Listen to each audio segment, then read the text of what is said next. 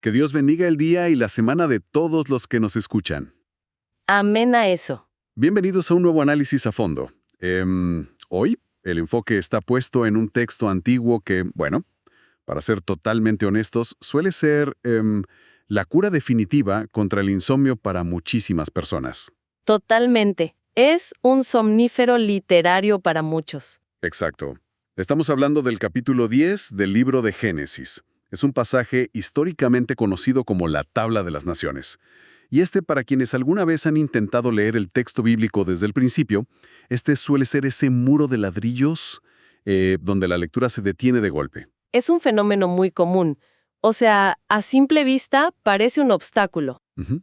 porque se viene de relatos llenos de acción, de catástrofes globales como el diluvio, la supervivencia de la humanidad, y de repente la historia frena en seco para presentar una lista interminable de nombres sumamente difíciles de pronunciar. Dificilísimos. La tentación de saltarse todo este capítulo para buscar la siguiente historia emocionante es gigantesca. Sí, se lee casi como si alguien hubiera transcrito un directorio telefónico de la Edad de Bronce. Esa es una gran comparación. Pero la misión de hoy es descifrar este texto porque resulta que no es solo un inventario aburrido. Y bueno, para lograrlo, tenemos sobre la mesa notas de estudio muy detalladas y mapas históricos fascinantes. Específicamente, materiales extraídos de las Biblias de estudio Holman y la nueva Almeida actualizada. Así es, son herramientas fundamentales. Y al empezar a cruzar la información geográfica de estas fuentes con estos nombres impronunciables, ocurre algo espectacular. Yo diría que es un momento de revelación. Ocurre que las piezas del rompecabezas encajan perfectamente. Lo que tenemos delante no es un árbol genealógico polvoriento que alguien escribió por puro aburrimiento. Es un documento histórico de primer nivel. Un mapa. Exacto. Un mapa geopolítico en alta resolución del mundo antiguo posterior al diluvio. Es el texto fundamental que explica los orígenes de las naciones, revela quiénes fueron los primeros grandes constructores de imperios y, bueno, lo más importante, establece el tablero de ajedrez donde se jugarían las rivalidades y alianzas que definieron todo el Medio Oriente durante milenios. Claro, sin este mapa conceptual, gran parte de la historia antigua simplemente pierde su contexto. Así que para arrancar y darle sentido a esta lista, hay que entender la estructura. Y el texto utiliza un concepto clave desde el principio. Es una palabra hebrea que funciona como el marco de toda esta pintura. La palabra es Toledot. Esa es la clave literaria. Toledot se traduce generalmente como registro de las generaciones o historia familiar. En este capítulo en particular cumple una función doble y muy sofisticada. A ver cómo funciona eso. Primero, documenta un hito. Muestra cómo la humanidad sobreviviente cumplió el mandato original de multiplicarse y poblar la Tierra nuevamente. Y segundo, funciona como un embudo narrativo. Un embudo. Sí, va separando y categorizando a la humanidad para aislar progresivamente en la línea familiar, que será el foco central de la historia que el autor quiere contar a continuación. Es como ir haciendo zoom en un mapa digital hasta llegar a la calle específica que importa. Exactamente, esa es la función del embudo. Ahora, antes de ver las ramas de esta familia, me pregunto cómo se organiza exactamente este esquema, porque al repasar los datos, hay un detalle matemático en las notas de estudio que llama muchísimo la atención. Sí, el texto organiza el mundo a través de los descendientes de los 3 hijos de Noé. Estamos hablando de Sem, Cam y Jafé. Pero el dato fascinante es la cantidad total de nombres que el autor decide incluir en la lista. Ujú. Si se cuenta meticulosamente cada uno de los nombres listados, se llega a un número exacto, que es 70 descendientes. 70 redondos. No hay 68 ni 73. Son exactamente 70 naciones originarias. Un momento. Es válido hacer de abogado del diablo aquí, porque seguramente en la antigüedad sabían que existían más de 70 tribus o grupos de personas esparcidos por el planeta, ¿no? ¿Acaso se cansaron de contar o es una omisión intencional? Porque una cifra tan redonda en un documento tan antiguo parece todo menos una simple coincidencia estadística. Definitivamente no es una coincidencia. Y entender esto cambia la forma en que leemos el texto por completo. En la cosmovisión de los antiguos israelitas, los números tenían una carga simbólica pesadísima. Claro, los números importaban. Muchísimo. El 70 no es un número elegido al azar. Es un múltiplo de 7, y el 7 en esta cultura evoca de inmediato los días de la semana de la creación. Simboliza la perfección, la completitud. Entiendo. Al listar exactamente 70 naciones, el autor no está diciendo que solo existían 70 grupos humanos en todo el globo terráqueo. Está enviando un mensaje codificado. ¿Cuál sería el mensaje? Esta lista representa una totalidad satisfactoria. Es la forma literaria antigua de decir absolutamente todo el mundo conocido. ¿Qué concepto tan brillante? Es como dibujar un círculo perfecto alrededor del mapa antiguo y decir, aquí está la humanidad entera. Esa es la idea central. Así que desglosemos ese círculo. El texto empieza con los descendientes de Jafé. Y aquí los números nos dicen que hay 14 descendientes listados en esta rama específica. Así es. Y cuando proyectamos esos 14 nombres sobre los mapas cartográficos históricos, la ruta migratoria es inconfundible. La familia de Jafé se desplaza predominantemente hacia el norte y hacia el oeste desde la cuna de Mesopotamia. Hacia arriba y a la izquierda en el mapa. Exacto. Hablamos de las regiones que hoy conforman Europa, toda la península de Asia Menor, que sería la actual Turquía, y la vasta cuenca del mar Mediterráneo. Hay una frase particular en las notas de estudio de la Biblia Holman que ayuda a visualizar esto de forma espectacular.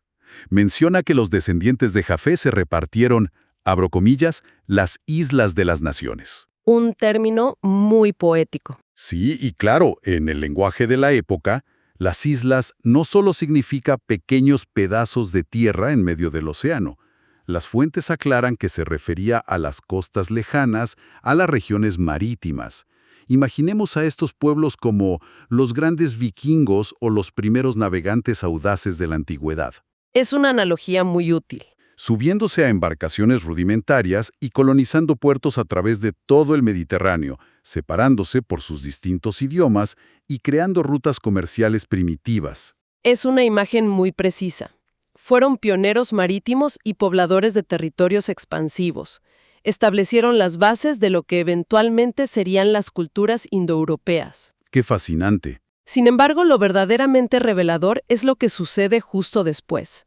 El texto cierra la rama de Jafé de manera relativamente rápida y pasa al siguiente hijo, que es Cam. Y aquí el ritmo de la narración cambia drásticamente. Sí, es un freno de mano narrativo absoluto. Si Jafé tuvo 14 descendientes listados, la línea de Cam explota con 30 nombres. Casi en la mitad. Es casi la mitad de la famosa lista de 70. Reciben mucha más tinta, las descripciones se vuelven densas y el autor se detiene a explicar quién engendró a quién con un nivel de detalle que parece obsesivo. Es imposible no preguntarse por qué de repente se enciende un reflector gigante sobre esta rama específica de la familia. Esa es la pregunta central. Y la respuesta, según los mapas y comentarios de estudio, es pura geopolítica de la Edad de Bronce y de Hierro.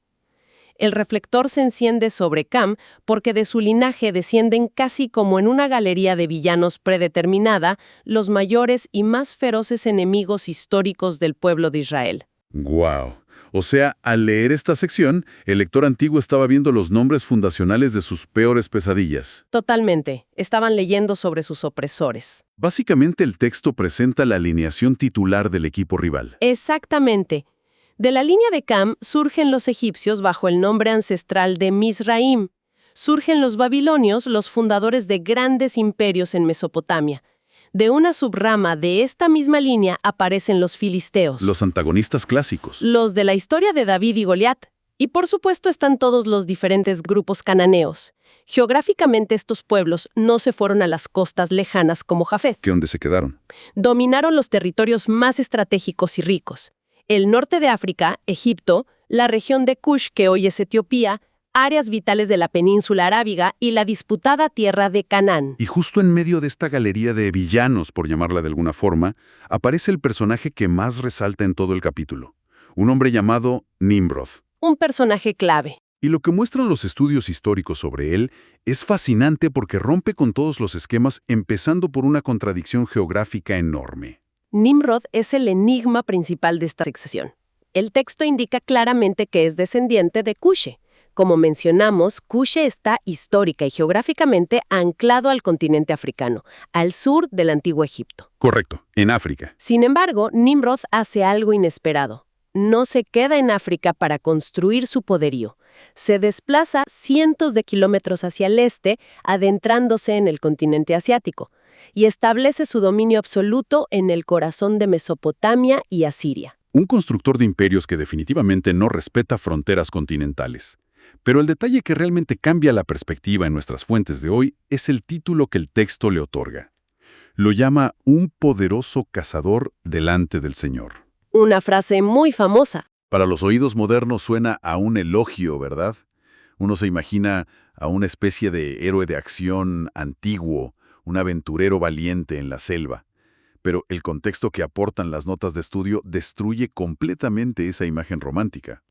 La destruye por completo, porque en la mentalidad del antiguo Medio Oriente, esa frase destilaba una ironía muy oscura.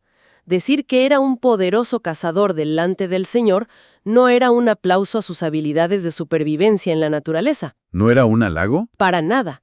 Significaba que su actitud era arrogante, desafiante y belicosa ante la mirada misma de la divinidad. La palabra cazador aquí no implica cazar animales para alimentarse, implica cazar hombres. Cazar hombres. Nimrod es recordado como un conquistador militar implacable. Es decir, estamos hablando del primer gran tirano registrado en la historia. Como alguien jugando una partida de Monopoly antigua, pero con ejércitos reales y sin ninguna regla moral. Una analogía perfecta. Nimrod monopolizó el poder a través de la fuerza bruta. Históricamente se le atribuye la fundación de centros urbanos que luego serían sinónimo de terror y opresión absolutos para los israelitas. ¿Ciudades como cuáles? Fundó Babel, que florecería como el temido imperio de Babilonia. Fundó Nínive, la futura capital del imperio asirio. Un imperio conocido por su crueldad extrema. Construyó ciudades como Akkad y Erech. En resumen, Nimrod es el arquetipo del dictador antiguo que centraliza el poder y se erige en abierta rebelión contra el orden divino. Es como leer sobre la construcción de las estrellas de la muerte de la antigüedad, literalmente construyendo las bases del imperio del mal. Exacto. Y la cosa no termina ahí con la rama de Cam. Hay otra sección donde el texto hace algo rarísimo. En lugar de seguir dando nombres de la nada, se transforma en un mapa topográfico hiperdetallado al hablar de los descendientes de Canaán. Sí, cambia de tono. Trazan líneas fronterizas exactas. Dice, desde Sidón en el norte bajando en línea recta hasta Gaza y luego proyectando la frontera hacia el este hasta llegar a zonas infames como Sodoma y Gomorra. ¿Por qué tanta precisión satelital de repente? Ese cambio a modo cartógrafo tiene un propósito clarísimo. Para el lector original, delimitar exactamente dónde vivían los jebuseos, los amorreos y otros grupos cananeos no era una lección de geografía aburrida. Era trazar el tablero de ajedrez donde se llevarían a cabo las guerras de conquista y supervivencia que relatan los libros posteriores. El campo de batalla. Estas no eran tierras lejanas y exóticas, era el territorio de la promesa y del conflicto constante. Describir estas fronteras con tanta precisión era una forma de decirle a la audiencia, presten atención, aquí es donde la historia real va a suceder. Es preparar el escenario de manera brillante para los próximos 1000 años de historia. Tal cual. Y después de toda esta tensión geopolítica, llegamos a la tercera y última rama del árbol familiar, la rama de Sem. Y aquí las notas de estudio señalan una técnica literaria muy curiosa.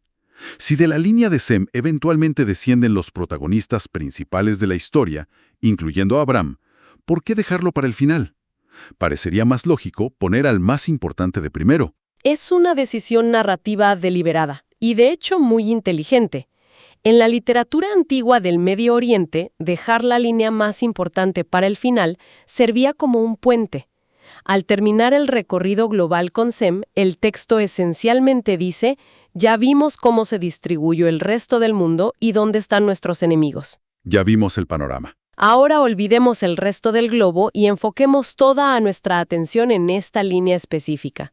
De Sem proviene el linaje que el autor quiere rastrear hasta llegar a los patriarcas. Tiene todo el sentido. De hecho, esta sección incluye 26 nombres y ubica a estos pueblos hacia el este, abarcando partes de Mesopotamia, la península arábiga y la región de Elam en el actual Irán. Y dentro de esa lista de 26 nombres, hay uno que resalta porque sirve de raíz lingüística para toda una cultura. El nombre es Eber. De él se deriva históricamente la palabra hebreo. Un dato muy importante. Pero más allá de la etimología, las notas de estudio de la Biblia Almeida actualizada se detienen en un personaje específico dentro de esta línea, que encierra lo que probablemente es el mayor misterio de todo el capítulo, un hombre llamado Peleg. El misterio de Peleg es fascinante. El texto interrumpe abruptamente la monótona lista de nacimientos para dar una explicación inusual sobre su nombre. Peleg significa literalmente división. División. Y la razón que aporta el autor es que en sus días se repartió la tierra o se dividió la tierra. Es una de esas frases cortas que abren la puerta a mil especulaciones. ¿Qué significa exactamente que se dividió la tierra? Lo brillante del análisis de las fuentes de hoy es que no imponen una única respuesta dogmática, Para nada. sino que presentan un abanico de posibilidades históricas y científicas que son alucinantes. Exacto. El debate académico es muy rico en este punto. La primera teoría, y probablemente la más extendida entre los exegetas, interpreta esta división de forma cultural y lingüística. ¿Cómo sería eso? Sugiere que hace referencia directa a la inminente historia de la Torre de Babel. Allí, los idiomas fueron confundidos y la humanidad se vio forzada a fragmentarse y esparcirse geográficamente. La división sería entonces una ruptura de la sociedad unificada. Esa tiene mucho sentido literario, dado lo que sigue en el libro. Sí, es muy coherente. Pero luego hay otra teoría detallada en los materiales que cambia totalmente de escala y se vuelve casi apocalíptica. Basándose en la etimología de las palabras hebreas utilizadas para división y tierra, algunos estudiosos proponen que podría referirse a un cataclismo geológico. Una teoría impactante. Imaginemos un terremoto de proporciones bíblicas o una falla tectónica masiva que fracturó físicamente la masa de tierra habitable en esa región del mundo, alterando el paisaje de la noche a la mañana. Es una posibilidad contemplada por geólogos e historiadores que buscan correlacionar eventos naturales extremos con los textos antiguos. Pero hay una tercera teoría que desde la perspectiva del desarrollo humano resulta asombrosa. Adelante. Esta postula que la división hace referencia a los primeros megaproyectos de ingeniería en la llanura de Mesopotamia. Megaproyectos. Hablamos del momento histórico en que las primeras civilizaciones comenzaron a excavar y construir sistemas de canales colosales a partir de los ríos Tigris y Éufrates. Es fascinante pensar en eso. Imaginar un esfuerzo humano tan masivo como una especie de canal de Panamá antiguo que requirió tanta mano de obra y alteró tanto la topografía que literalmente dividió la tierra política y territorialmente. Cambió el mapa para siempre. Creó nuevas fronteras artificiales, definió quién tenía acceso al agua y quién no, y reconfiguró el poder. El texto deja el misterio abierto, permitiendo que cualquiera de estos eventos monumentales sea la respuesta a los días de Peleg. Esa es la belleza de estudiar estos registros con la profundidad que ofrecen estas Biblias de estudio. Nos obligan a mirar más allá de la superficie. Totalmente. Ida de Sem, rodeada de misterios geopolíticos, obtenemos un mosaico extraordinario de la civilización humana reiniciándose. Al ver el panorama completo, queda clarísimo que este capítulo es muchísimo más que nombres al azar. Es un testimonio de resiliencia extrema. Sin duda. Muestra una humanidad que sobrevivió a un cataclismo devastador y en lugar de desvanecerse volvió a construir el mundo. Levantaron ciudades, forjaron rutas comerciales por mar y tierra, desarrollaron nuevas lenguas y dibujaron las complejas fronteras que terminarían por definir la historia antigua. Y hay una reflexión subyacente que emerge al contemplar este mapa geopolítico en su totalidad. Es algo para meditar profundamente. ¿Cuál sería esa reflexión? Mucho antes de la llegada de la genética moderna, mucho antes de las pruebas de ADN o de los mapas satelitales de alta precisión, este capítulo representa uno de los primeros y más ambiciosos esfuerzos humanos por crear un mapa etnográfico global. Es una ventana a una necesidad psicológica profunda que ha acompañado a la humanidad desde sus orígenes. La necesidad de saber quiénes somos. La inmensa necesidad de categorizar, de entender de dónde venimos y cómo encajamos en la enorme y caótica red de pueblos que habitan la Tierra. Nos demuestra que la obsesión por rastrear nuestras raíces no es una moda contemporánea. Para nada. Es un impulso antiguo y fundamental para darle sentido a nuestra propia existencia en medio de un mundo fragmentado. Y pensemos en la ironía profunda de este documento. A pesar de listar a los imperios más brutales, a los enemigos más acérrimos y a la línea de los patriarcas, el texto los coloca a todos bajo el mismo paraguas familiar. Bajo un mismo árbol genealógico. Exacto. Todos empezaron desde el mismo punto de partida. Es una idea muy poderosa sobre la humanidad compartida en un mundo antiguo lleno de guerras. Qué manera de transformar un texto aparentemente árido en un espejo de nuestra propia naturaleza y de esa inmensa necesidad de pertenencia. Sin duda es una nueva perspectiva para acercarse a la historia antigua y dejar de saltarse esta página. Estoy segura de que ahora se leerá de otra manera. Absolutamente. Al finalizar esta inmersión profunda, que Dios bendiga a todos los oyentes.